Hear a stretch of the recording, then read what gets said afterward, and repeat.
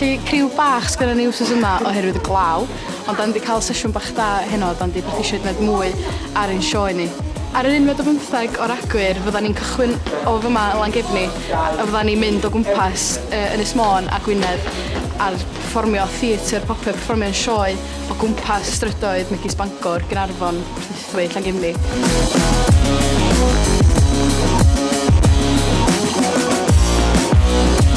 Dwi'n rili edrych ymlaen i beth da ni am wneud. Dwi'n eitha cyffroes, dwi'n meddwl da ni wedi cael mwy hyderus dros yr wythnosau i wneud yr sioe.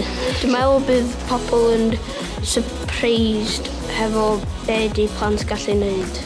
Bydd nhw'n enjoyo fo, achos dydy o'n rhywbeth ti'n gweld bob dydd. Yn y cychwyn, o'n i'n eitha distaw. O'n i'n rhoi llaw fi fyny gymaint, ond dwi'n fatha, dwi wedi sylwi, dydy o'n serious, mae'n mwy o hwyl, fel neu sketches o stwff.